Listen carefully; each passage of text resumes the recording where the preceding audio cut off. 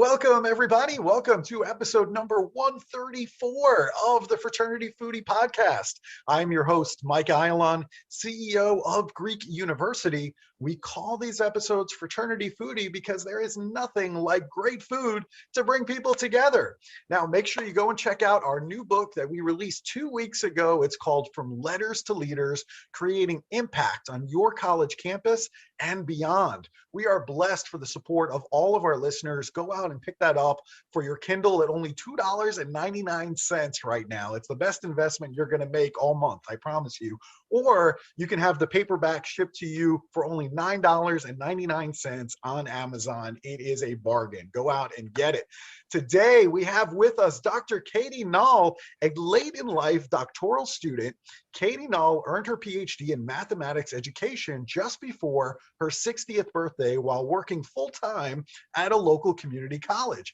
Dr. Nall is employed full-time at the college. She teaches several mathematics courses and providing lecture and training for college-sponsored events. She is also a TEDx speaker. I watched the TEDx talk yesterday. I thought it was fantastic. She is an accredited master trainer, an EFT practitioner. She is an energetic podcast guest. She is an author, and she is a disc trainer extraordinaire at Knowledge Company. And get that, that's a play on words with Katie's last name, Knowledge Company. I absolutely love it. I love Katie. Welcome to the show, Katie. Mike, thank you so much. I can't tell you what a thrill and an honor is to be here with you today. Thank you for inviting me. That's very kind of you to say. And listen, we're always looking for people who are energetic and people who have information to share with our college students.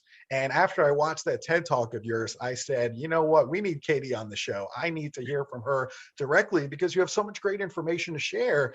And I think it's important for college students to know more about what it is that you do. Now, we'll start a little bit on your background. I think that's always important to set things up a little bit. You chose San Francisco State University for your undergraduate experience. By the way, that's my favorite city in the whole country. Why was this particular university the best choice for you? Mike, it was totally because I couldn't get a divorce. Okay. I had a knight in shining armor come up and rescue me when we were living in San Diego. And he kept asking me to marry him. And I said, no, you don't understand. My career has got to come first.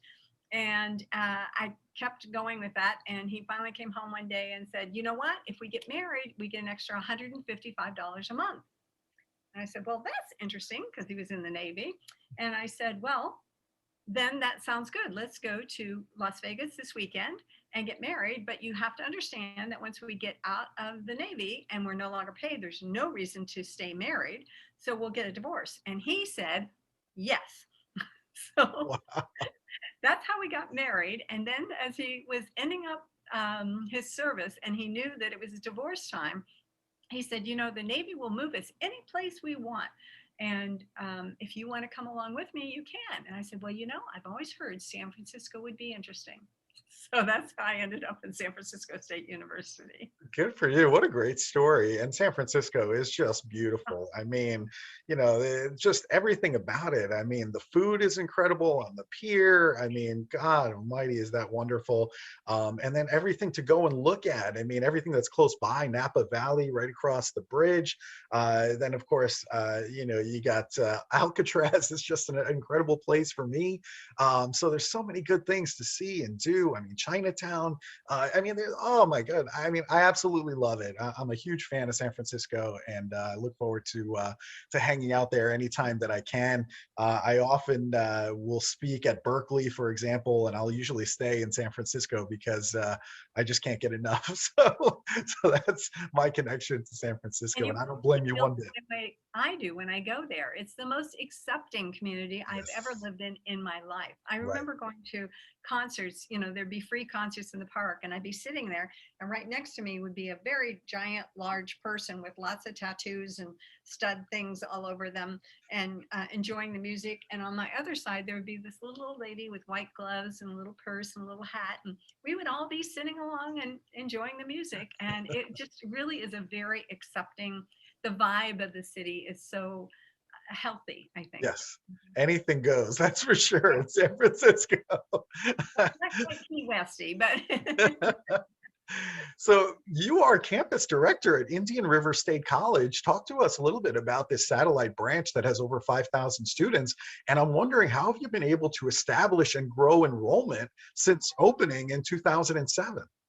so Mike, we are Indian River State College is the third least expensive college in the United States. Wow. You think about all 50 states and even the state of Florida, we have over 200 colleges and universities in the state of Florida alone. You go up to places like where you're from in New York or in Boston, and you can't go a block without running into another college or university. And Sure. if you think about all of them, there are only two other colleges that are less expensive than Indian River State College.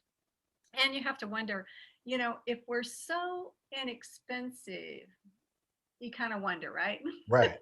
But another institution looked at all the colleges across the United States that award associate's degrees, and they said of all the colleges in the United States that award associate's degrees, we have number one in terms of quality. That means that when our students start, they finish. When they finish, they get jobs in their area, and they're in sustainable jobs. 9 out of 10 of our students graduate owing no money, nothing, Wow. nada. Um, so the branch campus has been established in 1960, and I was in charge of starting a satellite site about 20 miles north of the branch campus. So we had our main campus, and then 20 miles was our branch campus, and another 20 miles was the site. I'm actually sitting in it right now. So we have a historic school building that was built in 1926. We're almost at 100 years, and we have 4 classrooms. We have, before the pandemic, we had over 700 registrations coming through this little site right here. So it's been exciting and quite a challenge to be able to grow and maintain this site here. Good for you. I love the affordability. I love that students are graduating with no debt. I mean, that is a dream. I mean, for any students that are listening right now, figure out a way to go to college with little to no debt. This is what you really want to focus on. Hindsight is always 2020, and I feel terrible because I look at the rising costs of college education today, and I'm just overwhelmed by it all. I mean, I have 2 high school kids myself, and so I'm starting to think about the cost of education right now. Well, consider Indian River State College. Yeah, absolutely. You're not kidding. I mean, that is just fantastic. You're also an accredited disc trainer. Now, I'm familiar with what that is, but explain to our audience what disc is and how can we use it to smash stress to smithereens? So it turns out I'll talk a little bit more about stress, but a lot of our stress is because we can't feel like we're communicating. And DISC, which stands for 4 types of personalities, can help us with our communication and reduce our stress. So when I give talks on DISC, and I do this, I love to do this with high school students and college students who don't know exactly what they want to do. And with 2 simple questions, I can identify the careers that, now obviously anybody can do anything they want, right? But depending on your personality, I like to help students find the career that they can wake up in the morning and say, oh my gosh, I cannot believe that they're paying me to do this job. That's the kind of thing that DISC can do, which in turn will smash stress to smithereens. I love it. That is a great way of putting it. It's also, I think, very helpful for college students, especially ones that are in student organizations, to learn how to communicate with each other. You have to know who is in your organization, and we can't treat everybody the same. I think that's the point of the exercise, is that everybody is different. They have different things that work for them in terms of communication. And I think as a leader, the more that you understand that and the more that you understand your team, the better a leader you're going to be. And so that's one of the reasons why I love DISC, and I love that you're using it the way that you're using it. I think that's fantastic. Now, the other thing that's very interesting about you is you're very into emotional freedom technique, or something that's abbreviated in the industry as EFT. It's also known as tapping. So how does this technique help to reduce anxiety? Well, Mike, it turns out Dr. Hans Seeley over 100 years ago found that there were 3 things that trigger distress. 1 is uncertainty, 2 is lack of information, and 3 is loss of control.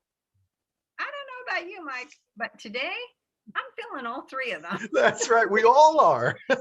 We all are, which is part of the reason why people are feeling so stressed, and they're feeling, people are behaving like they have short tempers. I'm kind of scared to go and drive right now because people are all over the place. Emotional freedom technique is a method to be able to not just reduce but eliminate worries, anxiety, fear, frustration, lethargy, exhaustion, and stress. And if you're up for it, Mike, I would love to give you an example. Would you be a guinea pig for me? I would be a guinea pig for you. I am up for anything. You know that about me. Yes, I do. You're an amazing person. So let me ask you, in the last 24, 48 hours, has anything triggered worries, anxiety, fear, frustration, lethargy, exhaustion, or stress, or Yeah. waffles? Yes, absolutely. Yes. Okay, I'm going to ask you a whole bunch of questions. Okay. So what is it? And here's the thing, you don't have to tell me. We can just say that thing. But Mhm. if you would feel comfortable telling the audience, what was it that caused you your waffles? So in this particular case, I'm working on a very big grant with the state of Tennessee, and and there's also some federal money coming in. And to be quite honest with you, I'm having trouble getting the budget to work. And so this is causing me a lot of stress because I know what a great opportunity that would be for Wilson County in Tennessee to get this funding, but I don't know how to make the math work. I mean, the budget is just a mess, and we might have to give up on this opportunity, and that in itself is just causing me a lot of stress. Yeah. Okay. So, from the top of your head to the bottom of your toes, where's that stress in your body? I mean, I can feel it in my neck. It's kind of tense. Yeah. So that's typically like where I end up just feeling a lot of it. There's a lot of stress in there. Okay. And the amount of stress that's in your neck from 0 to 10, where 0 is like, I'll be able to figure it out, and 10 is the most stress you've ever felt ever. Yeah. What number would you give it? I mean, it's probably middle of the road. I mean, I've slept wrong a few times, and I remember that would be kind of on a 9 or a 10 scale. So I would probably say it's probably a 4 or 5. Okay. And is this a true statement? Right here, right now, I feel safe.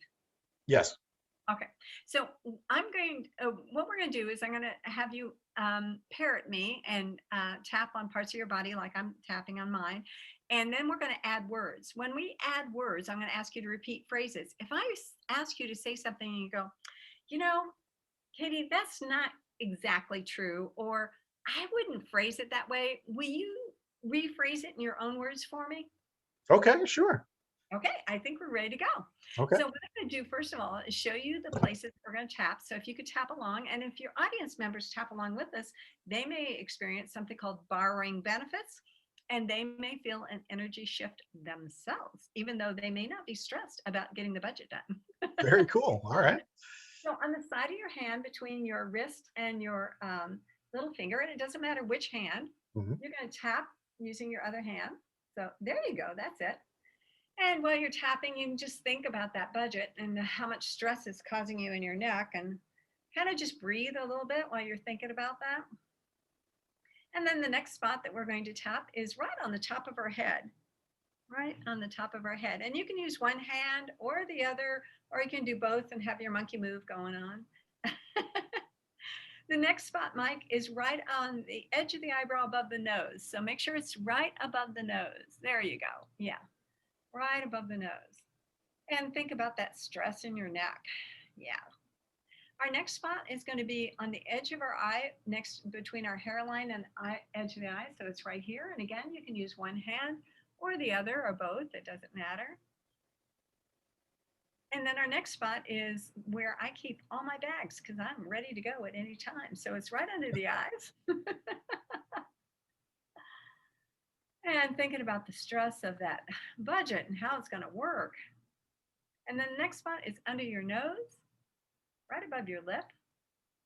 And then it's under your lip, above your chin. And then I'm going to ask you to cross your wrists and put your tap right on your collarbone on both sides. Oh, that feels so good. And then our last spot, Mike, is about 4 inches under your arm. So go about 4 inches down and give it a good thump. There you go. And you can use one hand or the other or both, or you can do it this way. It doesn't matter as long as you get to that spot. And then just kind of relax a little bit. How's the neck feel now? I don't feel any pain. I don't feel anything. Well, let's do it with words, even though you don't feel any pain. I mean, I don't feel as stressed. I don't know. There's something very comforting about that exercise. I've Well, never done it, to be, totally transparent with you. I've never done anything like that. But I got to tell you, it felt very comforting to me. well, let's add the words and see what else happens, shall we? Okay, sure. Okay. So we're going to start on the side of the hand Uh-huh. and repeat after me as long as it's true, even though Even though, when I think about that budget, when I think about that budget, I don't know how it's going to work. I don't know how it's going to work. And it gives me so much stress in my neck. And it gives me so much stress in my neck. Right here, right now, I feel safe anyway. Right here, right now, I feel safe anyway. And then we're going to repeat the sentence 2 more times, even though I have all this stress in my neck. I have all this stress in my neck. Just thinking about trying to make that budget work. Just thinking about making that budget work. Right here, right now, I feel safe anyway. Right here, right now, I feel safe anyway. Even though, how am I going to get that budget to work? How am I going to get that budget to work? It's just stressing my neck out so much thinking about it. It's stressing my neck out thinking about it. Right here, right now, I feel safe anyway. Right here, right now, I feel safe anyway. And then top of your head, all this stress in my neck. All this stress in my neck. Edge of the eyebrow, all this stress in my neck. All this stress in my neck. Side of the eye, all this stress in my neck. All this stress in my neck.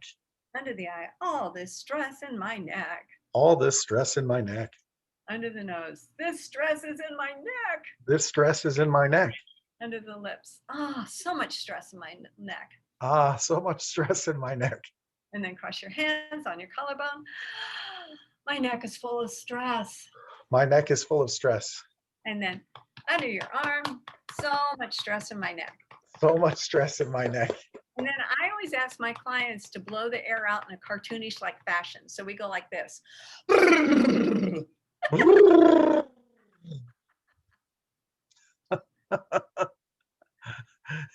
feel now. I feel great. I feel I don't know, ready to go back to work and get that budget done. You can do it. Yeah, absolutely. I feel like I'm ready to get it done. It does release a lot of stress for me.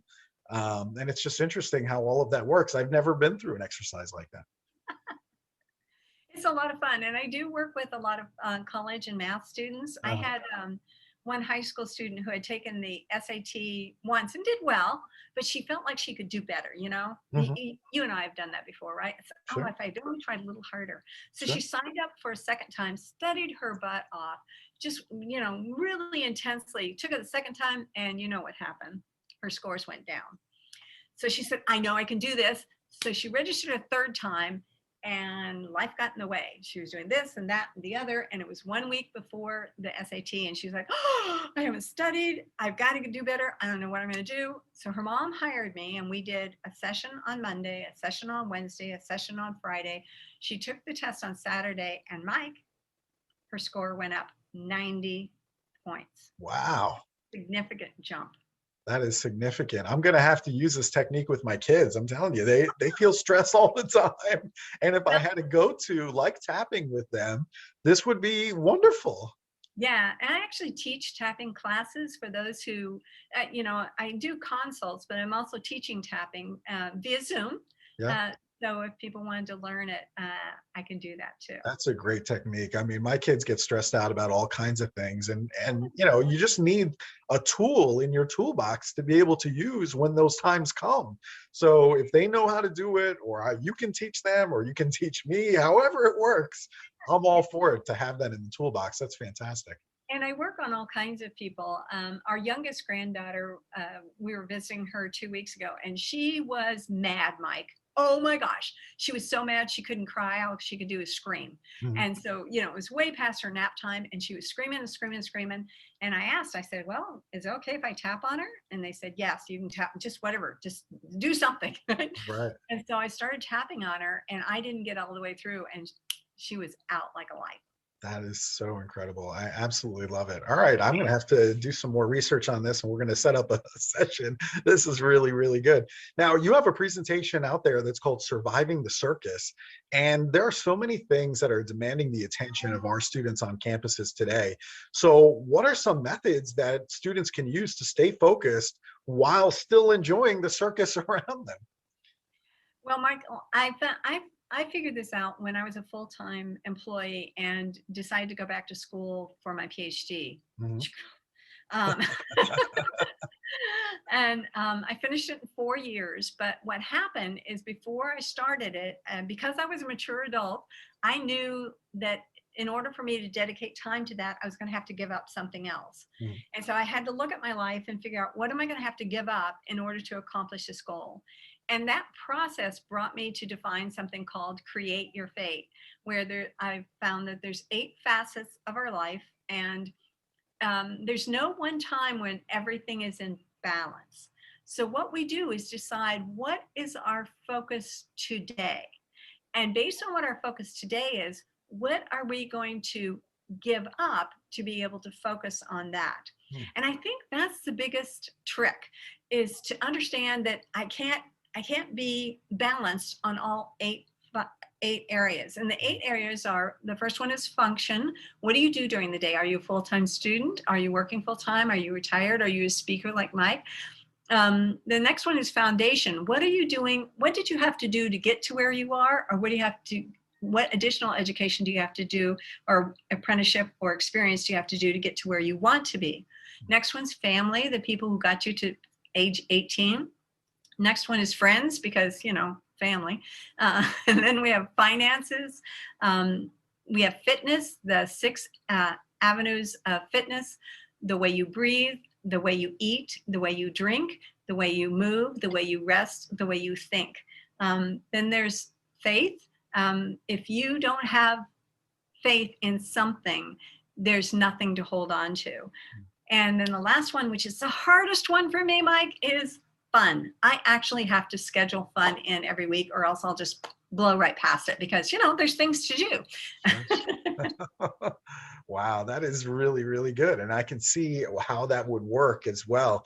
And I've had to do that in my life numerous times, whether I was going for a master's degree or I was, getting started with a new nonprofit in town. You really do have to kind of do an inventory of your time and your focus and figure out how you're going to make space for all of this. And so sometimes, you have to leave some things behind. I mean, that's, there's the truth of life, I think. And the other thing that I want to talk about is listening skills. What are some ways to teach others around us to listen to what it is that we have to say, and also for us to learn how we can listen better? Great question, Mike. And I would reverse the order, Okay. because when we listen more, others are going to listen more to us. And how do you listen? This is a trick that I tell my audience to do, is that, and we actually do this as an exercise. You cannot believe how hard it is for people, and people start squirming in their seats and they're like, I can't do this. I can't do this. But I ask one, we pair up and ask one person to tell a story, and the other person has to wait until the first person is finished, and then they have to count to 3 before they can open their mouth. So hard to stop and count 1, 2, 3 before you can say anything. Mm. Because, right, when we're listening to somebody, aren't we like trying to figure out, oh, what's the next response? What do we have to be doing next? And the one instrument that has most affected our listening skills, it was the advent of the radio. Think about it. Before the radio, it was conversation, and people weren't talking all the time, right? There were lulls. There were times where it was completely quiet sometimes, or you'd talk and you'd have a conversation and somebody would say something and you'd think about what they said and then you'd reply back. But now, because of radio, we have to have noise all the time. Mm. And so we've been trained in that, and it turns out we don't have to have it all the time. Yeah, that is so interesting. And, I think a lot of times, the silence can get a bit uncomfortable. When we're doing exercises, people will just blurt anything out to eliminate the silence, even though, they might not necessarily have a well thought out idea yet. And doesn't that happen in every meeting you've attended? Oh yeah, 100%, 100%. That is so interesting. And also, the other thing that was kind of interesting about you is that you really do a lot of work with John Randolph Price's the 40-day prosperity plan. So I'm wondering, why is it that you find that to be so useful to you? A friend of mine during the pandemic reached out and she said, "Hey, there's this 40-day prosperity plan. You want to try it?" I'm like, "Ah, like you, Mike, I'm game for anything." Sure. Sure, whatever. Yeah. And it turned out it's 40 days of journal prompts where you write, and then you write the journal prompt and then you write your response. And she and I did it for 40 days. And so I'm going to contrast the two of us. She is a renowned atheist. I'm spiritual. She is an entrepreneur and has her own business. I'm obviously an employee with an entrepreneurial side. And the ideal way to do it is you write the journal prompt every day for 40 days. However, the caveat is if you skip a day, so if you write journal 1, 2, 3, 4, and on day 5 you skip a day, you don't try and make up, you go back to day 1. Well, Wow. my friend, I don't think she ever got past day 15 because she would start and she would go. I, on the other hand, religiously started on day 1 and went all the way through day 40. Mhm. At the end of 40 days, she doubled her sustainable monthly income in 40 days. Wow. I'm an employee. I'm like, how can anything prosperous happen to me? Until I stopped to think, oh my gosh, in those 40 days, un, un, I didn't ask for it.